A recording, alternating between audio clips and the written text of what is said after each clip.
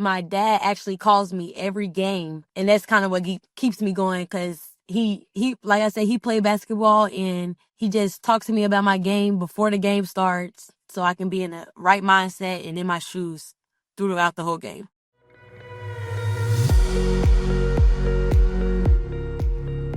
So today I have the privilege to be joined by FIU guard Parris Atkins. So thank you so much for taking your time and being with us today. We really appreciate it. So yeah, I did my homework on you, but for those watching this who may not know who you are just yet, why don't you give yourself a little brief introduction so that way we get to learn a little bit more about you.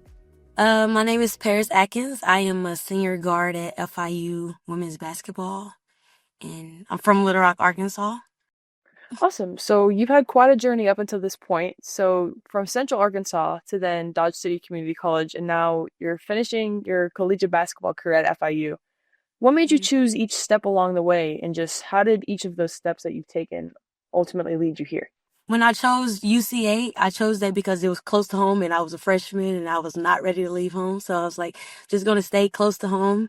And as I got going with my journey, I was like, I kind of do want to like move away, because after every practice, every game, I was going home. I really didn't experience the college life. So I'm like, maybe I do need to like leave home to actually see like how it is. So I ended up going to Kansas, which was like 6-8 hours away. And I kind of liked it. I was like, oh, I can go further than this. Like, I can go to Miami. I can go to whoever offered me that's like not close to home. I was like, I'm just going to do it. So I committed to FIU, and I love it here. Awesome. No regrets so far. No, I'm just kidding. But yeah, I mean, yeah, so I can only imagine going from Arkansas to then Kansas and then to Florida. So a big culture shock almost, because I'm sure you grew up like in the snow in the South. Yeah. I mean, I know Florida's as south as it gets, but it's not really south. It's more like tropic. So what was that like adjusting? I like the warm, so I like it better out here than home, because it's right now it's snowing back at home and everybody is snowed in, so it's like it feels good being in the hot right now, in the warm. So I mean, right now I don't know if it's too hot. Like I think it's tonight, and then this week it's actually not like in the hot. It's like in the 70s. It's not too warm down here anymore, but it will get back there eventually. But nonetheless, you'd rather be here than being snowed in like everyone else back home. Last year when I was here for the first time and it got cold, I'm like, I didn't even know Miami could get cold. I was like, why is it cold down here?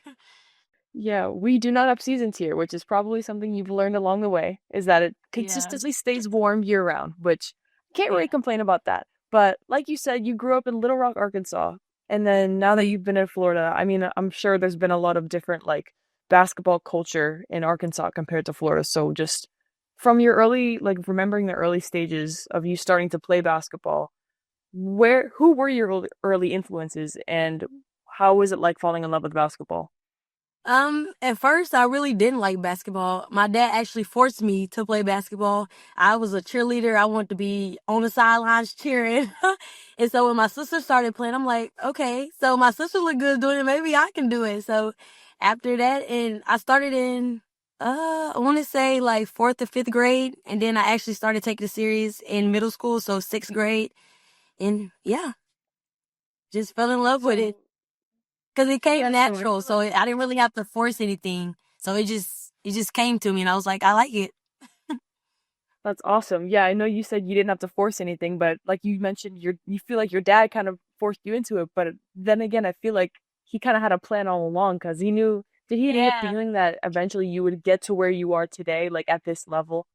Definitely, because he played basketball growing up, so he was like, he didn't want to make it seem like that he just wanted us to play because he played. He wanted it to come natural. But in 6th grade, he was like, you're playing basketball. Okay.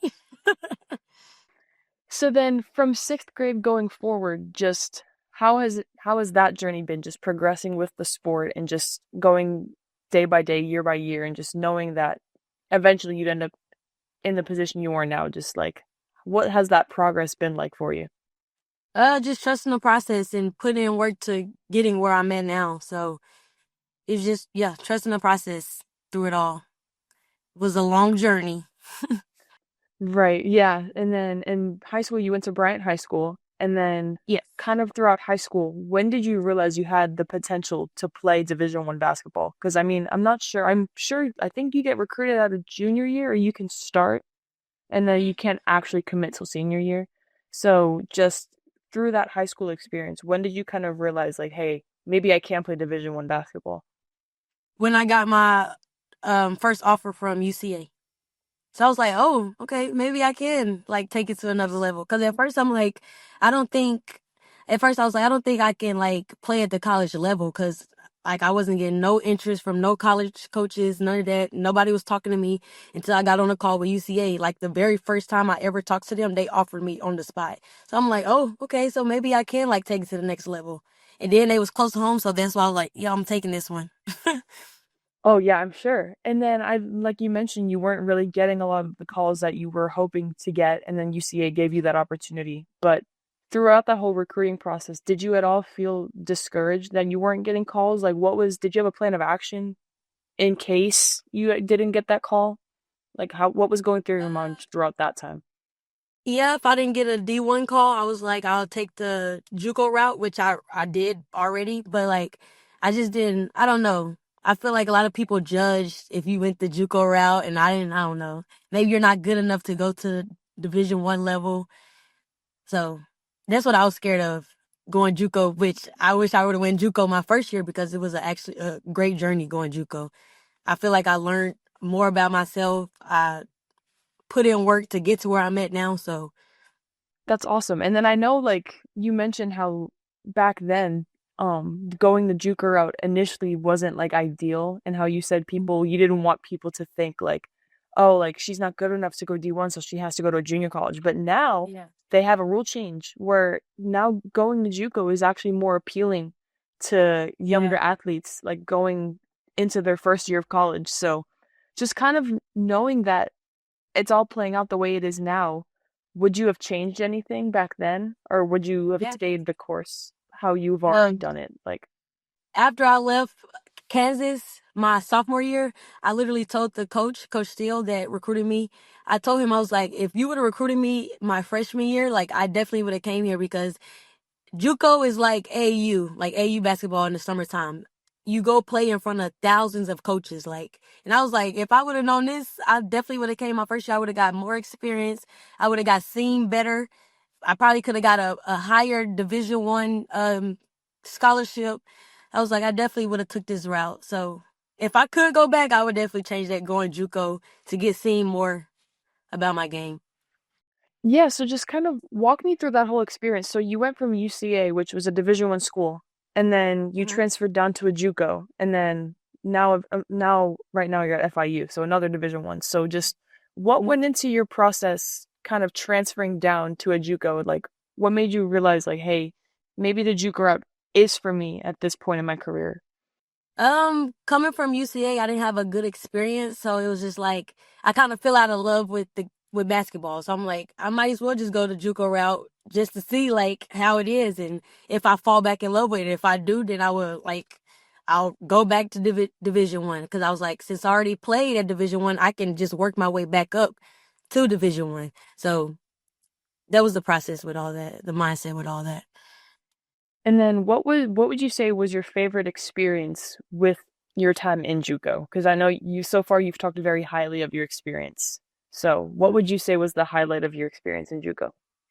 I actually got to play with my cousin at we both got recruited by the same coach, and we both committed at the same school. So we played together when we was younger, and then we played against each other in high school, because she went to North Little Rock High School and I went to Bryant. So we played against each other our whole high school experience, and then our sophomore year we committed and we played together, and it was just fun being with her again, playing with her. That's awesome. So I feel like that's such a unique experience too, because did you guys like start together, or like how I feel like you guys would have that Yeah, competitive edge almost. So I feel like yeah. it served both of you very well. So just walk me through that whole experience playing with your cousin, and just how that helped to build your game and even her game as well. Well, I already knew how her game was. She's a shooter all the way through, in and out. So, we both started. We both was roommates. So we talked to each other about plays, just doing a lot of 2-on-2s on the court. Like we had fun on the court together. Do you feel like you were able to coach her in some aspects? Are you older than her or younger than her? No, we're the same age. Oh, the same exact age. Okay, so I mean, Yeah. where's she at now? Is she still at the junior college? We both had the same route. She went to Mississippi Valley her first year. Then she went JUCO. Now she's back at D1. She's at Tarleton. Oh, okay, cool. So how would you say that like you guys playing on that team both helped to grow both of you as players and even as people? Because I'm sure you guys probably butt heads every now and then. Because being that you guys also live together, like of course when you Yeah. live with family or even like if you like work with family, like you're gonna find something that maybe you think that they can do different and vice Yeah. versa. So just how did you guys like grow with each other through those challenges if you even had any?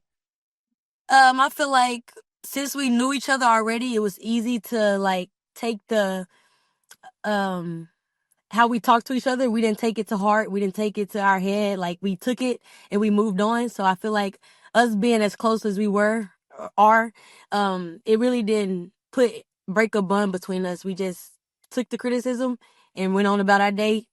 Anything else we had to work on, she said it, I said it, and it was that. Right. Just being where your feet are at, just kind of not worrying about what Yeah, happened before, but focusing on where you're at now and what can yeah. happen later. Exactly. So then fast forward, you're now you're still in JUCO, but then you're in the process of getting ready to go to FIU.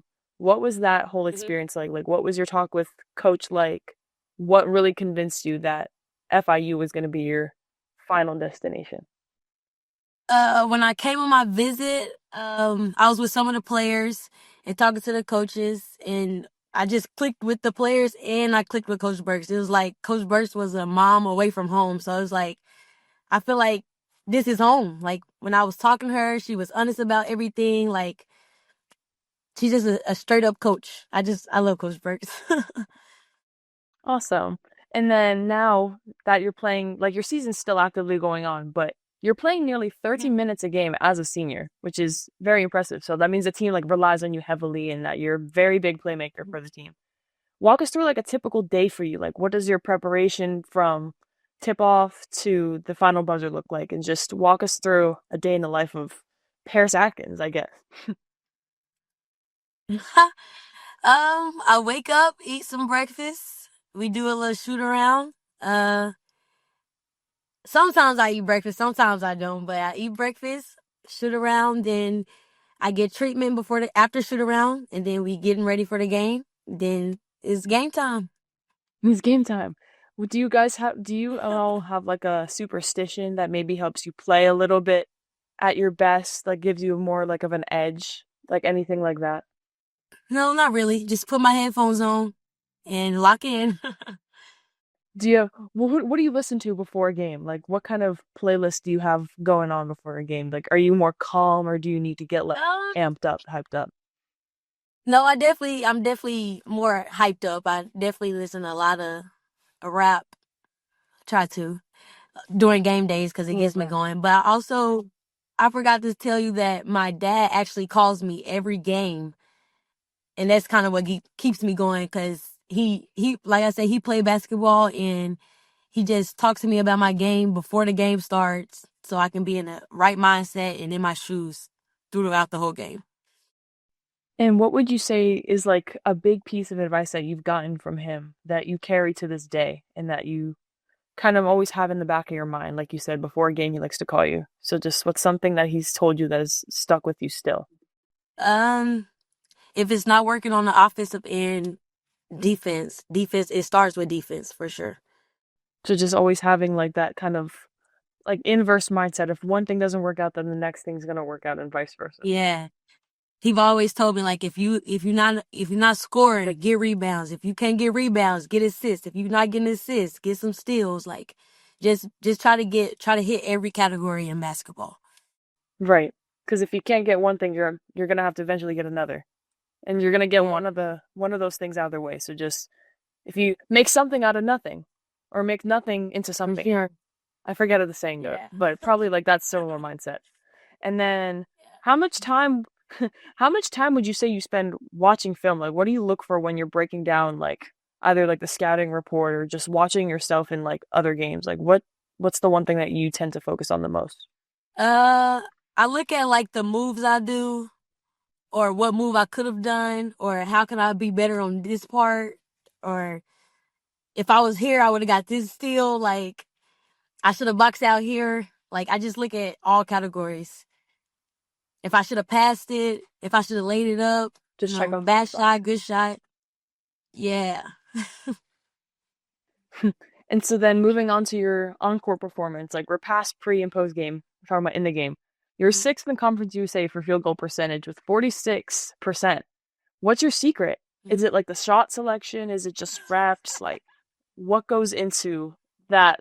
Like, you know what I mean? Just like, is it the footwork? Just what's your secret?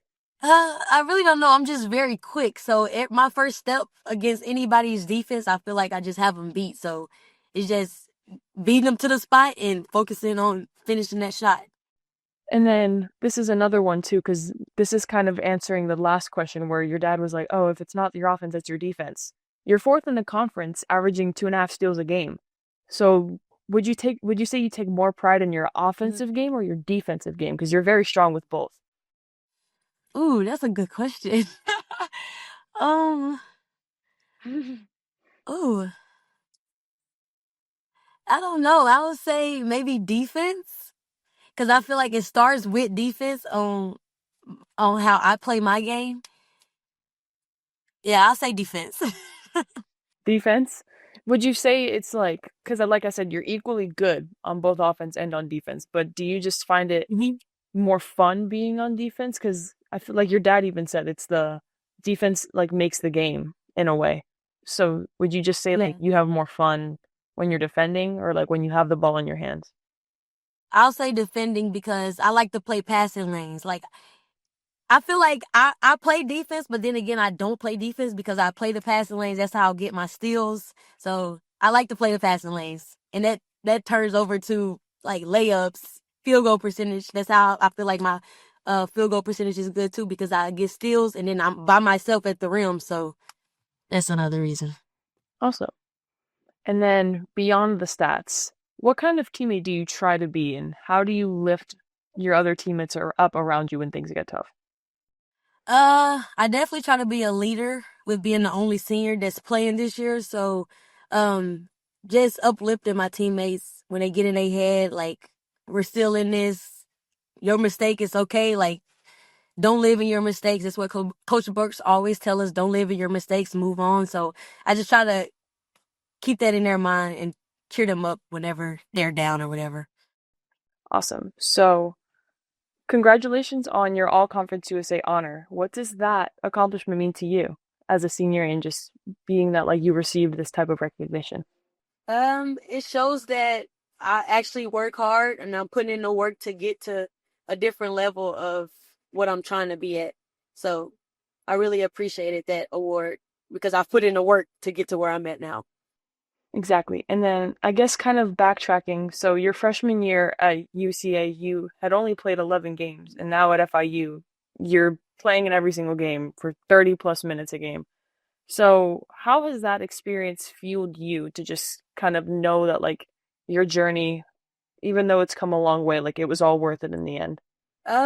Like I said in the beginning, just put in the work to get to where I'm at now.